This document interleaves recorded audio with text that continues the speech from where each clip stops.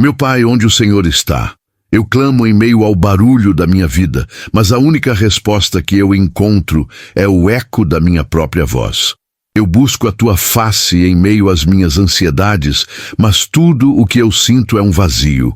Por favor, Senhor, fala comigo, pois a minha alma tem sede de ouvir a tua voz. Se esta oração já brotou do lugar mais profundo do seu coração, você conhece a dor mais solitária da jornada da fé.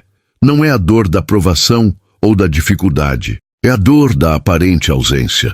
É a dor de se sentir um órfão espiritual em um mundo barulhento, ansiando desesperadamente pela voz do Pai para dizer que tudo vai ficar bem. Mas a verdade que a palavra de Deus quer gravar em nosso espírito hoje, a promessa que pode curar essa nossa dor é esta: Deus não está em silêncio. O nosso Pai Celestial nunca para de falar. Ele sussurra na brisa suave. Ele escreve poemas de amor em um céu estrelado. Ele nos abraça com o conforto de sua palavra escrita.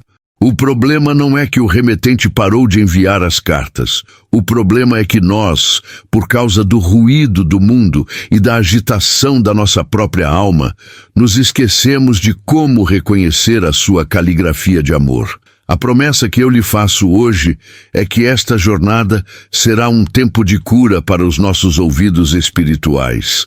Nós vamos, com a ajuda e a graça do Espírito Santo, aprender a recalibrar os ouvidos do nosso coração.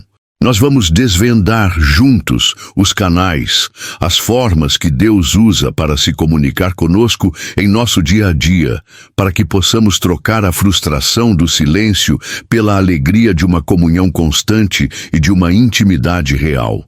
A garantia do nosso sucesso nesta busca é a promessa do nosso bom pastor Jesus. Ele nos disse: as minhas ovelhas ouvem a minha voz, e eu conheço-as, e elas me seguem. Ouvir a sua voz não é um dom especial para alguns poucos. É o nosso direito de herança como filhos. É a nossa marca de identidade como ovelhas do seu pasto. A questão não é se podemos ouvi-lo, mas como podemos nos aquietar o suficiente para reconhecer o som da voz que, neste exato momento, já nos chama pelo nome. E hoje nós vamos aprender a reconhecer o som da voz que já nos chama pelo nome. Antes de mergulharmos no primeiro e mais fundamental canal que Deus usa para falar conosco, eu quero fazer uma pausa e um convite. A sua jornada é o que dá sentido a este nosso encontro. Eu gostaria muito que você, com um coração honesto, deixasse sua reflexão aqui nos comentários. Para você, até hoje, ouvir a voz de Deus tem sido uma fonte de paz ou uma fonte de ansiedade? Não há resposta errada, apenas um ponto de partida sincero para esta nossa conversa. Se você está pronto para transformar o silêncio em diálogo e a confusão em clareza, já toque no botão gostei, para que esta mensagem alcance outras almas sedentas. E se você ainda não faz parte de nossa família espiritual, inscreva-se para não perder nenhum passo desta jornada transformadora. Agora, vamos juntos abrir o primeiro canal, o fundamento de toda a comunicação com Deus. Se nós queremos aprender a ouvir a voz de Deus, o primeiro canal que precisamos sintonizar, o fundamento de toda a nossa comunicação com Ele, é a sua palavra escrita. E isso fala diretamente à dor de muitos de nós. A experiência de abrir a Bíblia e vê-la apenas como um livro de histórias antigas, um código de leis, um registro de eventos passados. Nós lemos, mas não sentimos uma conexão pessoal. Nós lemos, mas não conseguimos ouvir a voz de Deus falando conosco através dela. Mas o princípio bíblico que precisamos abraçar com todo o nosso coração é o que a carta aos Hebreus, no capítulo 4, nos declara.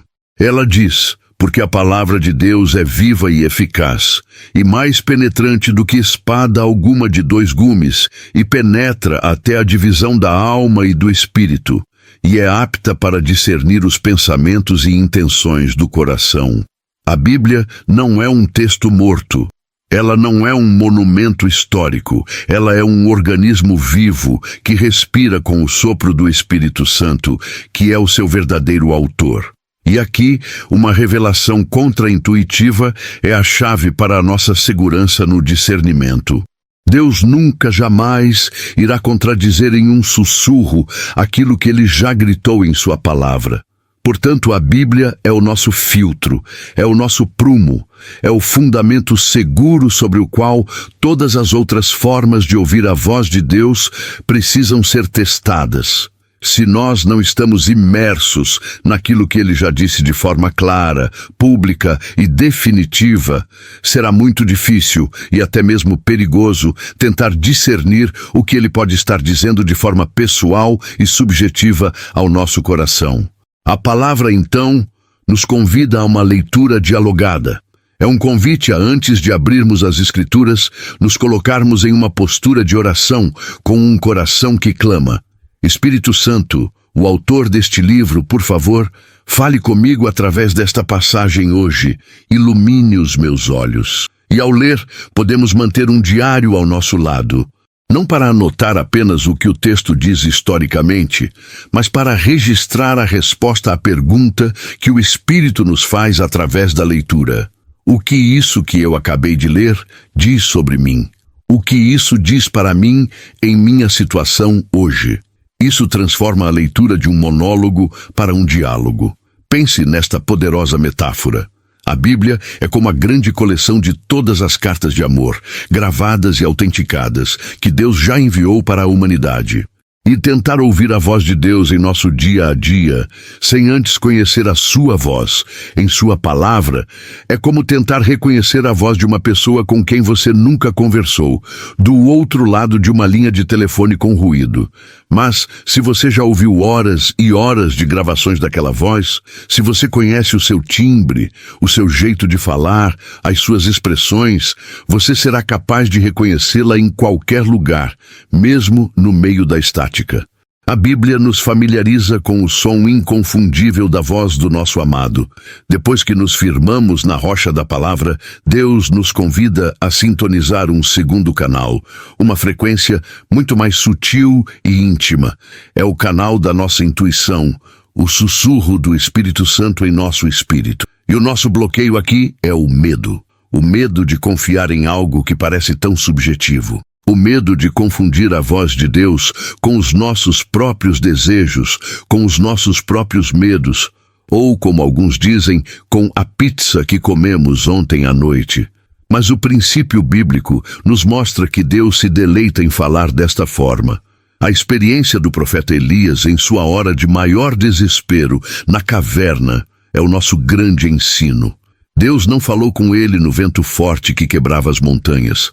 Não estava no terremoto, não estava no fogo. O texto diz que Deus falou com ele em uma voz mansa e delicada, em um cicio, em um sussurro. E a promessa de Jesus para nós na nova aliança é que este mesmo Espírito que sussurra habitaria dentro de nós como nosso consolador e nosso guia. E aqui, uma quebra de expectativa pode nos abrir para uma nova sensibilidade. A voz do Espírito Santo muitas vezes não vem a nós como um pensamento claro e articulado. Ela não vem com palavras que a nossa mente formula. Ela vem como uma impressão em nosso espírito, um testemunho interior. Muitas vezes ela se manifesta como uma paz que excede todo o entendimento, uma paz que a nossa lógica não consegue explicar sobre uma decisão que parece difícil ou ilógica. Ou, pelo contrário, ela se manifesta como um sinal vermelho interior, uma inquietação santa, um desconforto inexplicável sobre um caminho que para todo o mundo parece perfeitamente bom e correto. A palavra nos oferece então um modelo mental para discernir essa voz, o teste da paz. O apóstolo Paulo nos diz, em Colossenses, que a paz de Cristo deve ser o árbitro em nosso coração. Diante de uma decisão, depois que já oramos e já analisamos à luz da palavra, o convite é para silenciarmos a nossa mente e o nosso coração e apenas percebermos. A pergunta que uma alma sensível faz é: qual destas opções, qual destes caminhos produz em mim a paz de Deus, a paz que é o selo do árbitro. Mesmo que este caminho seja o mais difícil, o mais assustador, a presença da paz de Deus é muitas vezes a confirmação da sua vontade. Pense nesta poderosa analogia. O Espírito Santo dentro de nós é como uma bússola perfeita, cuja agulha sempre aponta para o norte da vontade de Deus. Mas os nossos próprios desejos, os nossos medos, as nossas ansiedades são como grandes objetos de metal que trazemos para perto da bússola. E eles, com sua força, desviam a agulha, fazendo-a apontar para direções erradas. O ato de praticar o silêncio, de entregar nossas ansiedades a Deus, é como o ato de deliberadamente afastar esses objetos de metal. E quando nós fazemos isso, a agulha do nosso espírito, livre da interferência, volta a se assentar e a apontar com clareza e com paz para o verdadeiro norte. O terceiro canal que Deus usa para falar conosco é muitas vezes o mais visível, mas também o mais difícil de interpretar. É o megafone das circunstâncias, e a dor que sentimos aqui é a da frustração de dar murro em ponta de faca, de tentar forçar uma situação que simplesmente não flui. Ou, pelo contrário, o medo de entrar por uma porta que se abriu de forma fácil demais, desconfiando se aquilo é realmente de Deus ou uma armadilha.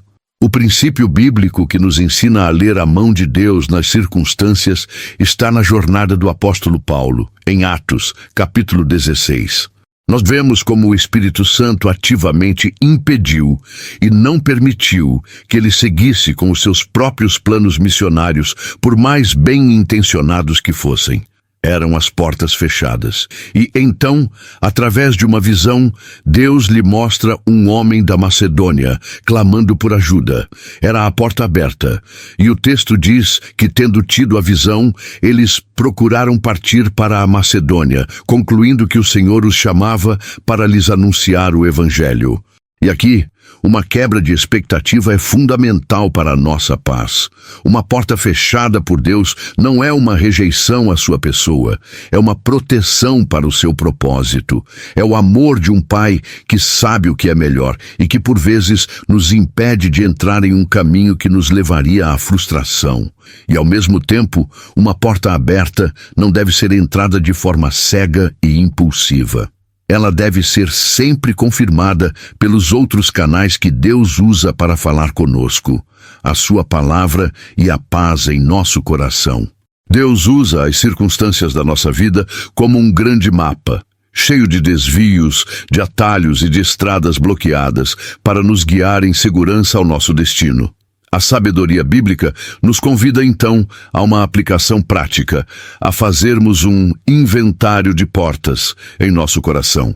É um momento de olhar para a nossa situação atual, em uma área específica em que buscamos direção, e perguntar em oração: Senhor, quais portas parecem consistentemente fechadas para mim, não importa o quanto eu tente ou o quanto eu me esforce? E quais portas, talvez portas que eu nem esperava, se abriram de forma providencial e inesperada? A oração por sabedoria para interpretar estes movimentos das circunstâncias é uma das chaves para discernirmos a vontade de Deus. Pense nesta poderosa metáfora. A vontade de Deus para a nossa vida é como um grande e caudaloso rio. E tentar ir contra a sua vontade é como tentar remar um pequeno barco contra a correnteza. É um esforço exaustivo, frustrante e que produz pouco ou nenhum avanço. Mas seguir a sua vontade, entrar no caminho para o qual as portas se abrem, é como colocar o nosso barco a favor da correnteza.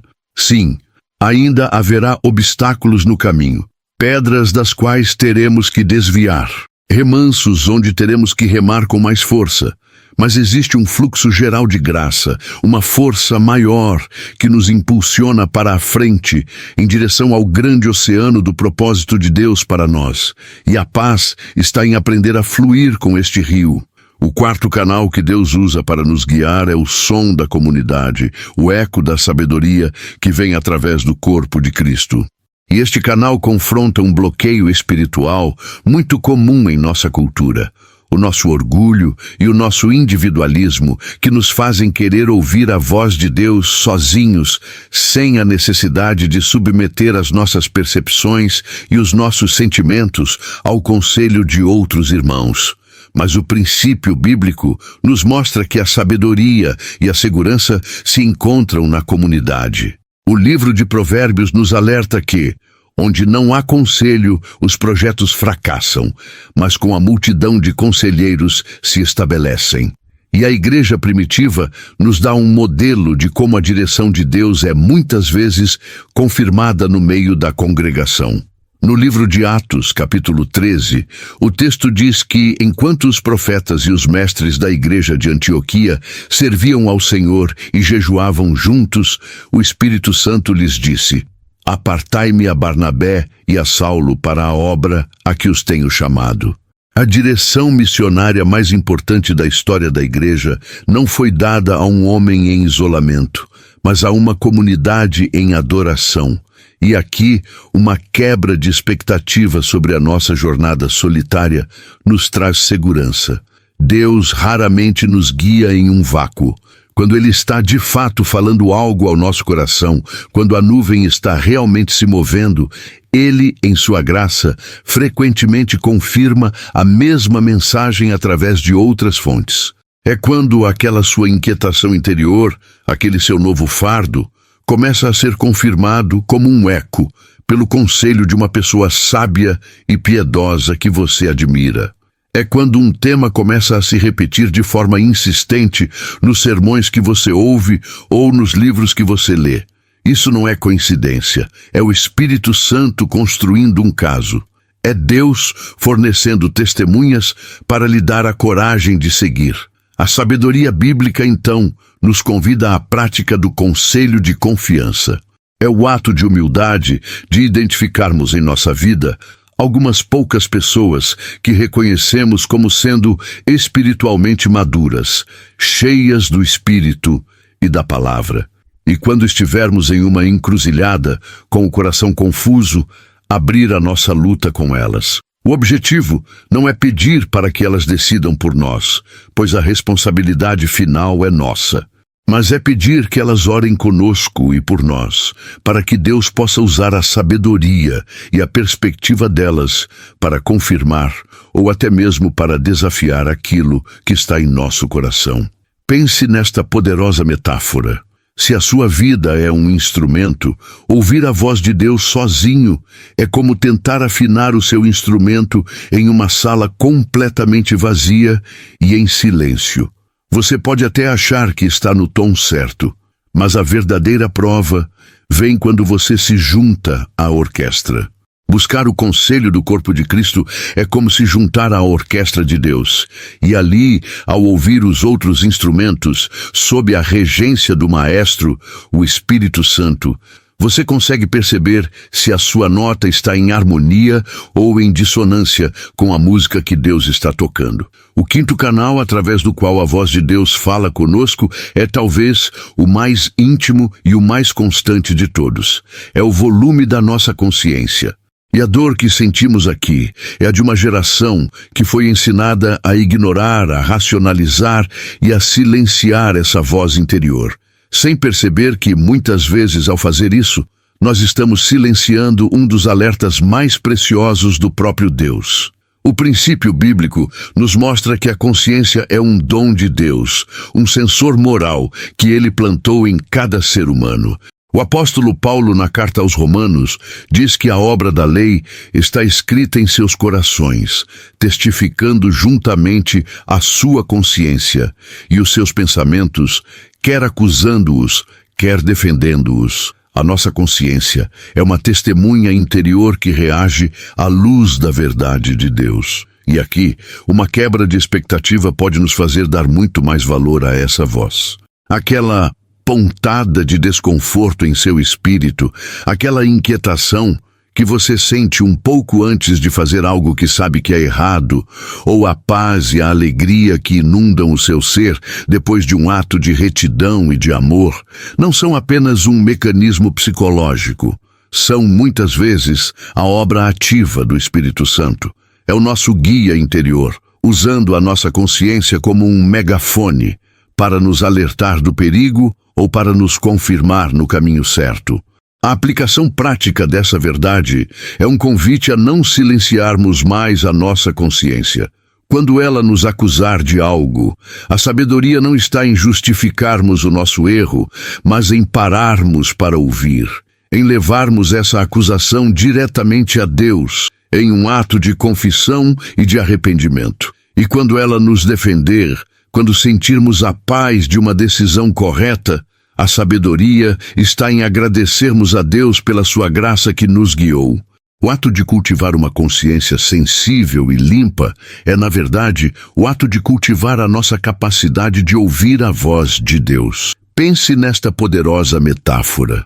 A sua consciência, calibrada pela palavra de Deus, é como um alarme de fumaça espiritual. Muitas vezes, quando ele dispara, nós ficamos irritados com o barulho. Ele nos incomoda, e a nossa tentação é a de subir em uma cadeira e tirar as pilhas para que ele se cale. Mas nós nos esquecemos de que aquele alarme barulhento está ali por uma única razão: para nos salvar de um incêndio. Aprender a ouvir a voz de Deus é aprender a ser grato pelo som do alarme e a agir imediatamente quando ele soa. O sexto canal que Deus usa para falar conosco está a todo momento ao nosso redor, mas ele enfrenta o bloqueio de nossa vida moderna. É a voz da criação. Nós vivemos em um mundo de concreto, de asfalto e de telas. E ao nos desconectarmos do mundo natural, nós, muitas vezes, perdemos a sintonia com uma das formas mais poéticas, mais constantes e mais universais que Deus usa para se revelar a nós. O princípio bíblico para isso é cantado pelo salmista Davi, no Salmo 19. Ele diz: os céus declaram a glória de Deus, e o firmamento anuncia a obra das suas mãos. Um dia faz discurso a outro dia, e uma noite mostra sabedoria a outra noite. E o apóstolo Paulo, em Romanos, confirma, dizendo que os atributos invisíveis de Deus, o seu eterno poder e a sua divindade se veem claramente pelas coisas que foram criadas. E aqui, uma quebra de expectativa pode abrir os nossos olhos e os nossos ouvidos. Deus fala conosco através da resiliência de uma pequena flor que insiste em crescer no asfalto. Ele nos fala sobre a sua fidelidade na constância do nascer do sol a cada manhã. Ele nos fala sobre o seu poder na imensidão de um céu estrelado ou na fúria de uma tempestade. Ele nos fala sobre a sua beleza na complexidade de uma asa de borboleta. A criação de Deus é um sermão contínuo, sem palavras, para aqueles que têm um coração atento para ouvir. A sabedoria bíblica nos convida, então, a uma prática que pode restaurar essa nossa conexão. A caminhada de escuta é o ato de reservar 15 minutos em nosso dia, não para fazer uma caminhada de exercício, mas de escuta. Talvez em um parque, ou em um jardim, ou simplesmente o ato de parar em frente a uma janela e observar o céu. E em vez de pedirmos qualquer coisa, apenas observarmos em silêncio com um coração que pergunta: Senhor, o que o Senhor está me dizendo sobre o teu caráter através disso que eu estou vendo? Pense nesta poderosa analogia. A criação é a grande galeria de arte de Deus. E cada árvore, cada montanha, cada animal, cada estrela é uma obra-prima, pintada pelas mãos do artista divino. E cada uma dessas obras revela algo sobre o caráter, sobre a beleza, sobre o poder e sobre a criatividade dele. Aprender a ouvir a voz de Deus na natureza é aprender a ler a sua arte. É parar diante de uma pintura e, em vez de apenas olhá-la de forma superficial, é gastar tempo em silêncio para que a beleza e a mensagem que o artista colocou ali possam finalmente falar à nossa alma. O sétimo canal através do qual Deus fala conosco é talvez o mais surpreendente de todos. É o canal dos nossos próprios desejos. E isso confronta uma dor, um ensino que muitos de nós recebemos, de que todos os nossos desejos são, por natureza, egoístas, carnais e opostos a Deus. E, por causa disso, nós aprendemos a desconfiar e a suprimir os anseios mais profundos do nosso próprio coração. Mas o princípio bíblico que encontramos no Salmo 37, versículo 4, nos oferece uma perspectiva muito mais bela e relacional. O salmista diz: "Deleita-te também no Senhor, e Ele te concederá os desejos do teu coração." E aqui, uma quebra de expectativa nos revela a natureza dupla desta promessa. Sim, quando nós nos deleitamos em Deus, Ele se alegra em cumprir os desejos que já temos. Mas em um nível ainda mais profundo, quando nós nos deleitamos nele, quando o tornamos a nossa maior alegria e o nosso maior tesouro, Ele mesmo começa a plantar os desejos certos em nosso coração. Ele nos dá os seus próprios desejos. Um desejo santo, uma paixão que queima por algo, que busca não a nossa própria glória, mas a glória de Deus e o bem de outras pessoas. Muitas vezes é a própria voz de Deus nos chamando para uma nova missão, para um novo propósito.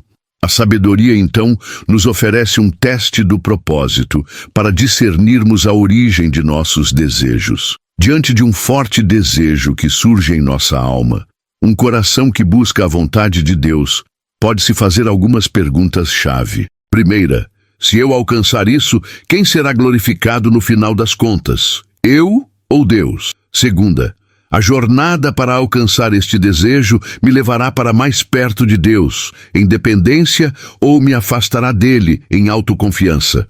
E terceira, a realização deste desejo abençoará outras pessoas ou servirá apenas ao meu próprio egoísmo? Se as respostas a estas perguntas forem positivas, é muito provável que este desejo não seja uma tentação, mas um chamado divino. Pense nesta poderosa metáfora. Quando o nosso coração está longe de Deus, desalinhado, ele é como um pedaço de metal comum. Mas quando nós começamos a nos deleitar no Senhor, quando passamos tempo em Sua presença, o nosso coração começa a ser imantado por Ele. E um coração que está alinhado com o campo magnético da presença de Deus, de repente, começa a atrair os desejos certos. Os desejos que são atraídos para Ele não são mais aleatórios ou carnais. São os metais do propósito de Deus, que ressoam perfeitamente com a nossa nova natureza, com o nosso novo coração. E o nosso desejo se torna um eco do desejo do próprio Deus. Nós exploramos, até aqui, 8 canais maravilhosos, através dos quais Deus fala conosco. Mas todos eles, sem exceção, dependem de uma única e essencial condição. E se esta condição não for satisfeita, todos os outros canais permanecerão em silêncio. E ela confronta o nosso bloqueio mais profundo. A dor e a frustração de não ouvirmos a voz de Deus, enquanto secretamente em nosso coração, nós já decidimos aquilo que não estamos dispostos a fazer, ou aquilo que não estamos dispostos a entregar. O princípio bíblico para isso é, ao mesmo tempo, um alerta e uma promessa. O apóstolo Tiago nos alerta que aquele que duvida, o homem de coração dividido, é como a onda do mar. E nos diz: não pense tal homem que receberá do Senhor alguma coisa. Mas Jesus, no Evangelho de João, nos dá a promessa, a chave que abre todos os canais. Ele diz: se alguém quiser fazer a vontade dele, pela mesma doutrina conhecerá se ela é de Deus. E aqui está a quebra de expectativa mais importante de toda a nossa jornada. A nossa disposição para obedecer precede a clareza da direção. Muitas vezes nós não ouvimos a voz de Deus, não porque Ele está em silêncio, mas porque o nosso coração está com os ouvidos tapados. Nós estamos nos recusando a ouvir uma resposta que possa nos custar o nosso conforto, o nosso plano, o nosso pecado de estimação. Nós não queremos, de fato, um guia. Nós queremos um consultor que aprove o caminho que nós mesmos já escolhemos. A sabedoria bíblica nos convida então à oração mais poderosa e mais perigosa que um ser humano pode fazer. É a oração do cheque em branco. É a postura de um coração que, antes mesmo de pedir a Deus uma direção, se ajoelha diante dele e diz: Senhor, antes mesmo de saber o que o Senhor vai me pedir, antes de saber para onde o Senhor vai me enviar, a minha resposta é sim. Eu te entrego um cheque em branco assinado com a minha vida. Por favor, preencha-o com a tua vontade, seja ela qual for. Essa é a oração que abre os céus. Pense nesta metáfora final. Um coração que não está disposto a obedecer, um coração teimoso, é como um rádio que está desligado. A estação de rádio, que é Deus, pode estar transmitindo o sinal mais forte, mais claro e mais belo do mundo. Mas se o aparelho, que é o nosso coração, estiver desligado pelo botão da rebelião, o silêncio é garantido.